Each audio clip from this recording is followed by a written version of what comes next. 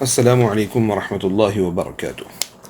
Nous parlions tant de Ramadan, surtout que ce Ramadan 1441 a été un Ramadan très particulier dû au confinement.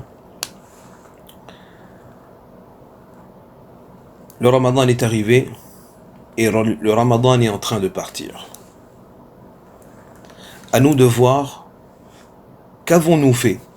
Qu'avons-nous fait pendant ce Ramadan par rapport au Ramadan précédent pour montrer notre attachement à Allah subhanahu wa ta'ala et notre fermeté dans notre obéissance à Allah subhanahu wa ta'ala. Car, mes chers frères, mes chères sœurs, le mois de Ramadan n'est pas un mois comme les autres. La vie pendant le mois de Ramadan est une vie particulière qui se dénote des autres mois de l'année. Et Rasulullah sallallahu alayhi wa sallam, dans ce qu'on décrivait de sa vie pendant Ramadan, et ce qui apparaît dans son attitude pendant le Ramadan, c'est qu'il faisait beaucoup plus que ce qu'il faisait en dehors de Ramadan. On sait tous que le prophète sallallahu alayhi wa sallam était extrêmement généreux. Et il ne privait rien à personne tant qu'il en possédait.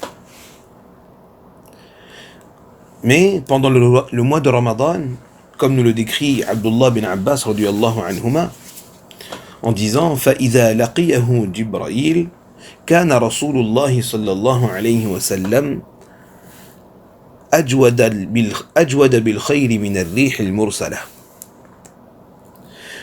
Que lorsque Jibril le rencontrait pendant le mois de Ramadan, parce qu'il faut savoir que le prophète sallallahu alayhi wa sallam récitait le Coran à Jibril alayhi salam pendant le mois de Ramadan.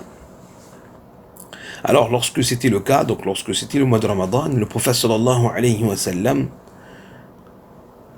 devenait extrêmement généreux, encore plus généreux que le vent, que la brise qui souffle et qui part partout. Hadith rapporté par l'imam al-Bukhari rahimahullah ta'ala. Alors que le prophète sallallahu alayhi wa sallam était tel que, en dehors du mois de Ramadan, comme on le disait tout à l'heure, il ne privait rien à personne. Une fois, des biens sont arrivés du Bahreïn. Et Anas radiyallahu ta'ala anhu rapporte que le prophète sallallahu alayhi wa sallam, lorsque ces biens sont arrivés, au lieu de les thésauriser, au lieu de garder pour lui, le prophète sallallahu alayhi wa sallam, dès qu'il voyait quelqu'un, il lui en donnait. Et donc, ce qu'on veut faire ressortir ici, c'est que cette générosité du prophète sallallahu alayhi wa sallam était décuplée dans le mois de Ramadan.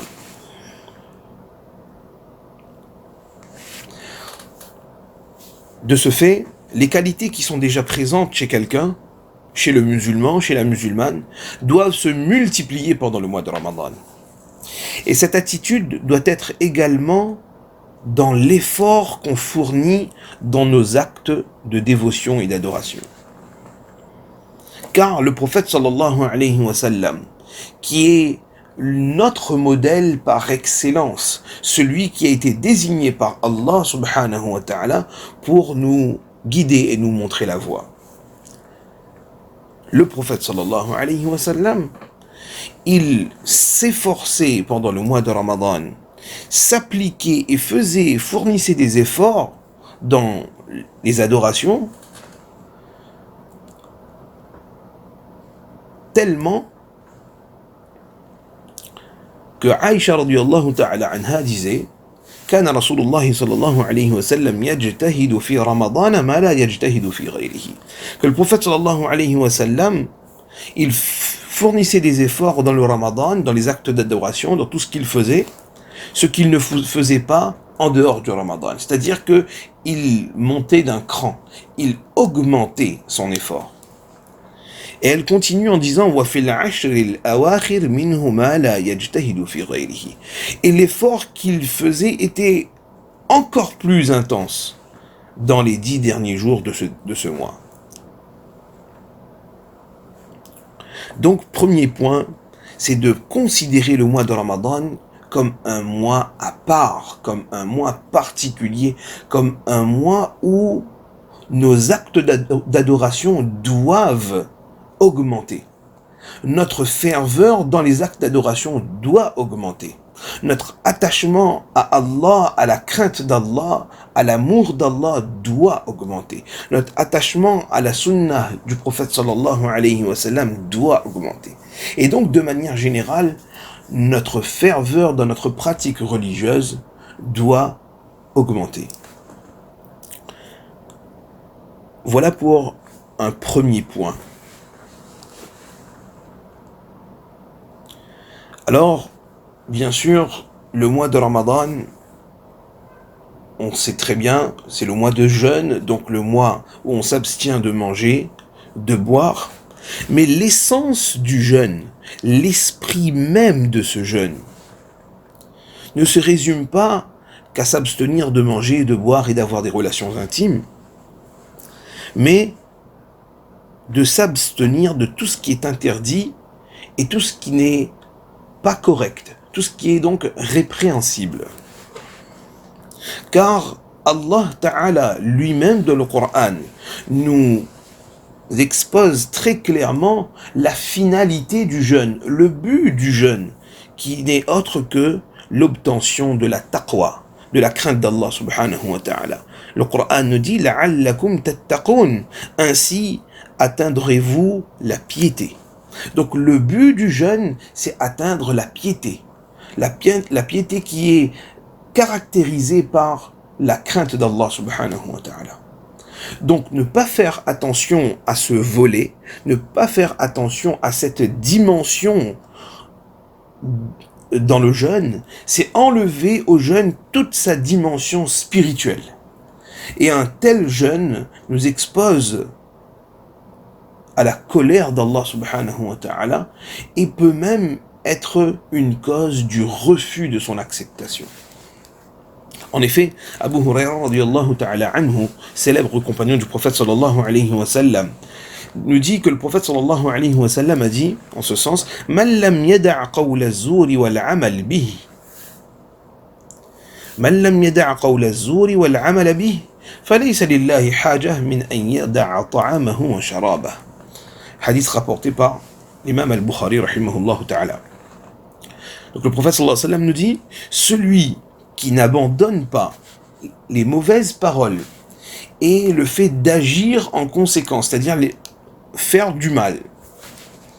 Alors Allah subhanahu wa ta'ala n'a que faire que ce dernier délaisse sa nourriture et sa boisson. En d'autres mots, ton jeûne est dénué de sens, car il est dénué de spiritualité. Et le jeûne et l'objectif même du jeûne, c'est la spiritualité et donc la piété en Allah subhanahu wa ta'ala. Voilà pourquoi Jabir ibn Abdullah radiyallahu ta'ala anhu disait إذا صمت فليصم سمعك وبصرك ولسانك عن الكذب والمآثم. Que lorsque tu jeûnes, alors que tes oreilles, ta vue et ta langue jeûnent avec toi dans l'abstention du mensonge et des péchés en général. ولا تجعل يوم فطرك ويوم صيامك سواء. Et fais en sorte qu'il y ait une claire différence entre le jour où tu ne jeûnes pas et le jour où tu jeûnes. Ça doit se voir. Car l'attitude de la personne a changé. Et l'attitude de la personne doit changer.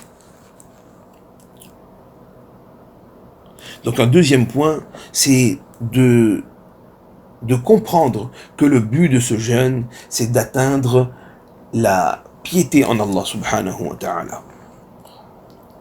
Et Le Ramadan, c'est le mois du Coran. Qui dit Ramadan, dit Coran. Qui dit Ramadan, dit Coran. Ces deux-là sont indissociables. Ce n'est pas pour rien que le Coran est descendu pendant le mois de Ramadan. Car ce mois possède toutes les caractéristiques pour accueillir la parole d'Allah subhanahu wa ta'ala. Le Coran nous dit, le verset est très connu, Shahru Ramadan alladhi unzila fihi al-Qur'an hudan lin-nas. Que le mois de Ramadan, c'est le mois dans lequel le Coran a été descendu, a été révélé, a été descendu, en guise de guider pour les gens.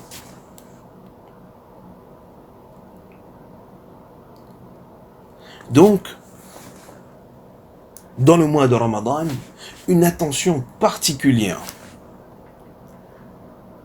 et une grande partie de notre temps doit être consacrée au Coran, à la lecture du Coran, que ce soit en regardant dans une copie du Coran, en regardant lorsqu'on lit, ou encore en salat, pour ceux qui connaissent des parties du Coran par cœur, ou le Coran intégralement.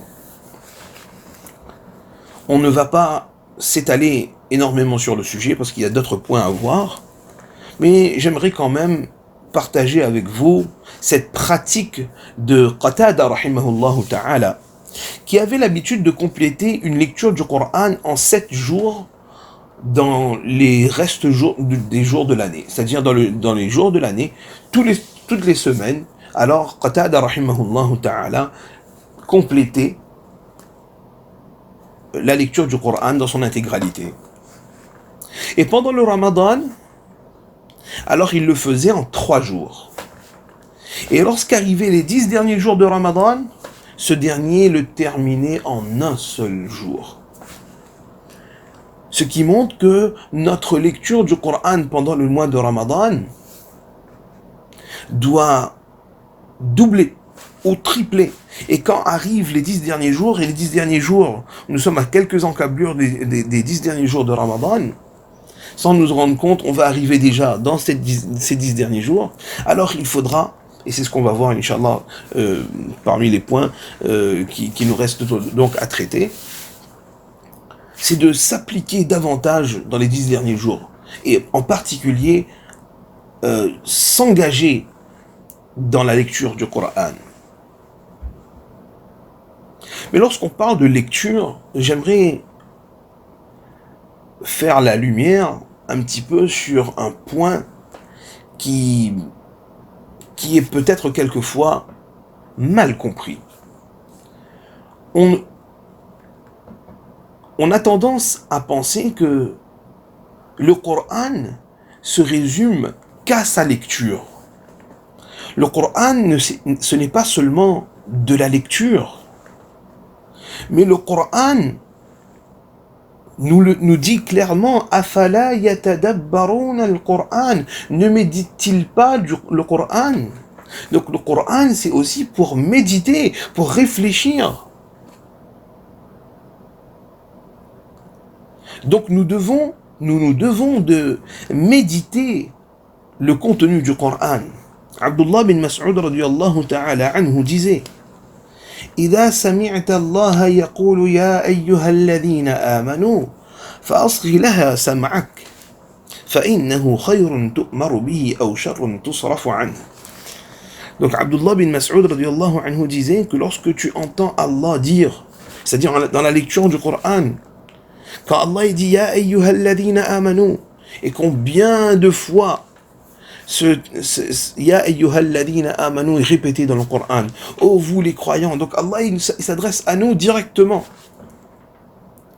Alors Abdullah bin Mas'ud nous dit tends l'oreille. Lorsqu'Allah dit Ya ayyuhal ladhina amanu, tends l'oreille, car fa innahu khayrun tu'maru bihi, parce que Allah il est en train de t'inviter, t'ordonner à l'accomplissement de quelque chose d'important, d'un bien. Ou encore, Allah subhanahu wa ta'ala, il est en train de te détourner de quelque chose qui est mauvaise pour toi. Donc sans remettre en question la vertu de la lecture du Coran, il est également extrêmement nécessaire de souligner ici l'importance de méditer le sens des versets.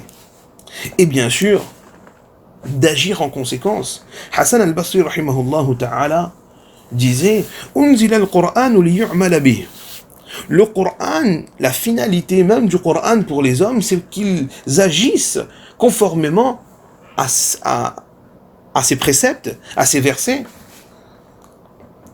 Mais ils en ont retenu, les gens en ont retenu de sa pratique que sa lecture. C'est-à-dire que la lecture du Coran est devenue courante, mais la pratique du Coran est passée aux oubliettes. Et il faudrait, avant qu'il ne soit trop tard, sur le plan individuel et collectivement également, renverser la tendance et inverser la tendance pour que le Coran nous mène vraiment vers la guidée, parce que c'est l'objectif. Allah il nous l'a donné pour que justement nous soyons guidés.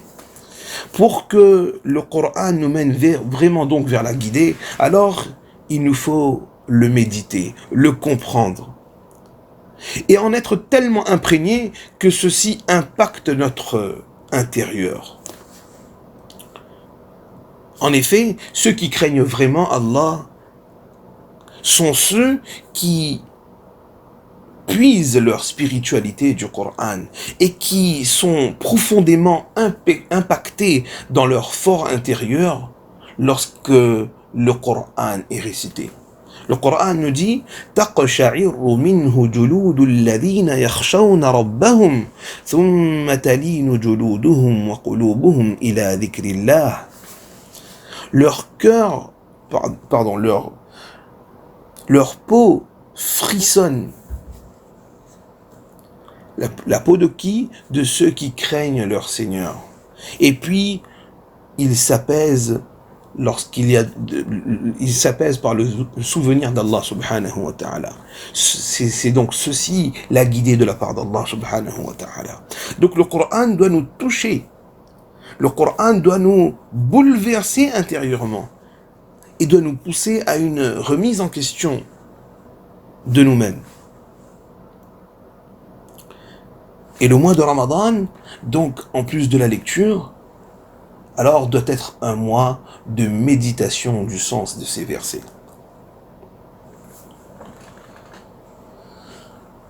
Un autre point pendant le Ramadan qui est extrêmement important et qu'on se doit de porter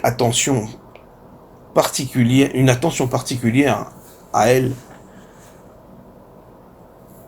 c'est le fait de donner de quoi rompre le jeûne aux jeûneurs. En effet, Zayd ibn Khalid radiyallahu anhu nous dit que le prophète sallallahu alayhi wa sallam il a dit Man fattara sa'iman kana lahu misla ajrihi ghayra annahu la yanqusu min ajrihi shay.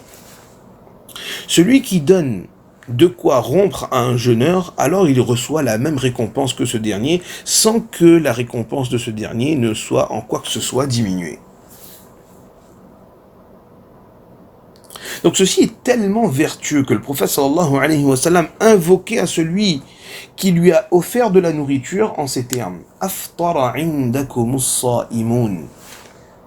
Le dua du prophète sallallahu alayhi wa sallam pour celui qui lui donne de la nourriture, c'est que les jeûneurs rompent leur jeûne auprès de toi. Wa akala ta'amakumul abrar. Et que les pieux mangent de ta nourriture. Ce qui veut dire que le repas à offrir, qui soit le plus vertueux, est celui de la rupture du jeûne. Et ceux qui doivent surtout en manger doivent être les plus pieux d'entre nous. Voilà pourquoi une des actions importantes dans le mois de Ramadan, c'est également le fait de faire largesse, de donner, nourrir les gens, donner les gens à manger et porter une attention particulière à donner à manger à ceux qu'on considère comme étant vertueux et pieux. Car ceci est source de bienfaits indéniables. Mes chers mères et sœurs, mes chers frères, le point le plus haut, le point culminant de ce mois de Ramadan, c'est la nuit d'Al-Qadr. Allah subhanahu wa ta'ala nous le dit clairement dans le verset, dans la surah Inna anzalnahu fi laylatil qadr. On a révélé le Coran dans la nuit d'Al-Qadr. Et que cette nuit est une nuit meilleure que 1000 mois. Donc, toutes nos dévotions, tous nos actes d'adoration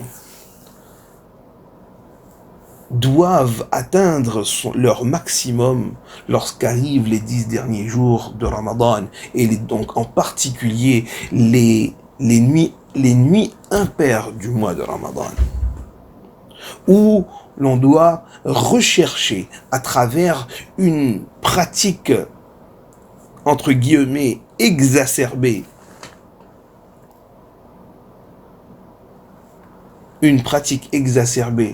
qui se constitue de lecture du Coran, de salat, de dua, de souvenir d'Allah subhanahu wa ta'ala. Car si nos actes d'adoration, nos du'as, nos supplications correspondent avec la nuit d'Al-Qadr, alors on aura atteint un très grand bien. Anas ibn Malik radiyallahu anhu nous rapporte que le prophète sallallahu alayhi wa sallam a dit, dans un hadith qui a été cité par l'imam Ibn Majah, Inna hadha ash-shahra qad hadarakum. Il y a ce mois qui est arrivé, en parlant du mois de Ramadan. Wa fihi laylatun khayrun min alfi shahr. Il y a dans ce mois une nuit qui soit meilleure que 1000 mois. Man hurimaha faqad hurima al-khayr kullah. Man hurimaha faqad hurima al-khayr kullu. Celui qui est privé de cette nuit, alors il est privé de tout bien. وَلَا يُحْرَمُ خَيْرُهَا إِلَّا مَحْرُومٌ. Et n'est privé de cette nuit et les bienfaits de cette nuit que celui qui est mahroum. Quelqu'un qu'Allah Ta'ala a écarté de sa bénédiction et de sa miséricorde. Qu'Allah Subhanahu wa Ta'ala nous en protège et nous permette donc de nous accrocher, de ne pas lâcher. Parce qu'on est à mi-chemin du Ramadan, donc de ne pas lâcher, de continuer nos efforts. Au contraire, de fournir davantage d'efforts parce qu'on est dans la dernière ligne droite, et c'est vraiment à ce moment que tout se joue.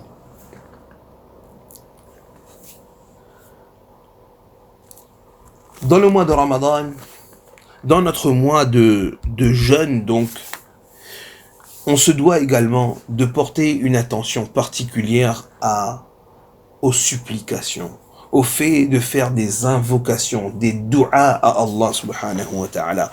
Car le du'a du jeûneur est accepté. Le prophète sallallahu alayhi wa sallam, dans un hadith qui nous a été cité par l'imam At-Tirmidhi rahimahullah, il dit « Thalathun mustajabat » 3 du'as sont acceptés. La première, da'watul sa'im, l'invocation du jeûneur. Wa da'watul mazloum, l'invocation de celui qui est opprimé. Wa da'watul musafir, et l'invocation du voyageur. Donc lorsqu'on est en état de jeûne, alors tous les voyants sont au vert pour la supplication à Allah subhanahu wa ta'ala, car ces supplications qui sont bien sûr entendus, sont exaucés de la part d'Allah subhanahu wa ta'ala. Et je terminerai en mentionnant un dernier point, qui est peut-être le point le plus important de ce que je vous ai cité depuis le début.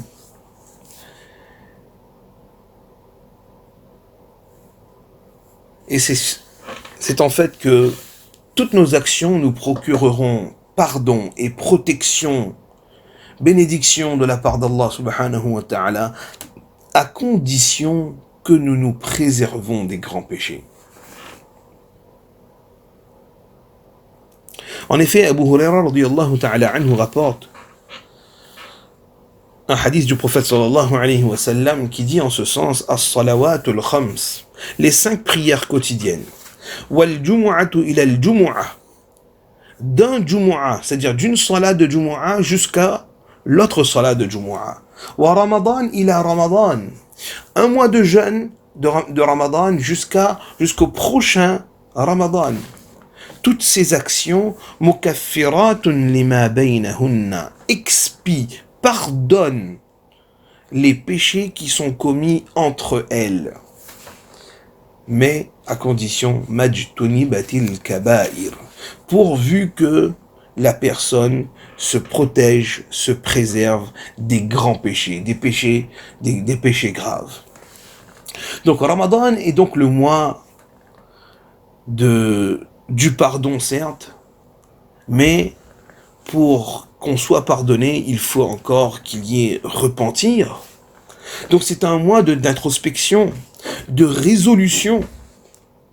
Faisons donc tous, Inch'Allah, la ferme intention de ne plus jamais désobéir à Allah subhanahu wa ta'ala et à son messager. Et ceci dans les domaines les plus variés de notre vie. De mener une vie digne d'un musulman, d'une musulmane. Comment y parvenir? Comment y parvenir dans ce monde de tentation, où la tentation est si forte, et en vivant dans un monde en pleine décadence, où la morale et la vertu est en chute libre? Alors je terminerai mon intervention en vous citant un hadith du prophète sallallahu alayhi wa sallam que vous avez certainement tous et toutes déjà entendu. Mais la solution, elle est là. Car la difficulté, elle est réelle. Il est difficile dans ce monde d'obéir à Allah. Et il est bien plus facile de désobéir à Allah. Or, la désobéissance nous mène vers la perte.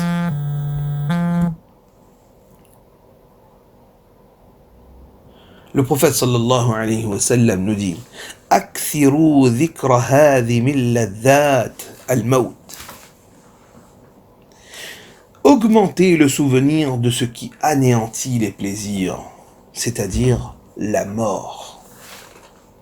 Nous n'arrivons pas à nous abstenir de faire des péchés, car Shaitan est là, notre ego est là, les tentations sont autour de nous. Il y a bien une chose qui permet de rompre, d'anéantir, de casser tout cela. C'est de méditer la mort, de penser à la mort. Et la mort est décrite dans le Coran. Des ouvrages ont été écrits où les savants de l'islam ont décrit la mort et les étapes qui nous attendent après la mort. En méditant profondément, sincèrement, à notre devenir, qu'on est tous dans un entonnoir qui nous mène tous vers un passage unique. Le poète disait « Al-mawtu ka'sun kullun sharibuh » que la mort est un verre duquel tout le monde y boira. Donc, méditons sur la mort et toutes nos pendules se verront revenir à l'heure. C'est sur ce conseil que je vous laisse et que je vous dis un bon Ramadan et qu'Allah subhanahu wa ta'ala fasse qu'on puisse tirer les leçons de cette situation qu'on est en train de vivre et qu'Allah subhanahu wa ta'ala exauce nos du'as, qu'Allah subhanahu wa ta'ala accepte nos ibadat, nos actes d'adoration, et qu'Allah subhanahu wa ta'ala nous fasse parvenir jusqu'à la fin de Ramadan, qu'il nous garantit son pardon et nous permet également de trouver la nuit d'Al-Qadr, et qu'Allah subhanahu wa ta'ala nous permettent, incha'Allah, de quitter ce monde avec le kalima la ilaha illallah, Muhammadur Rasulullah, wa akhiru da'wana, anilhamdulillahi rabbil alamin.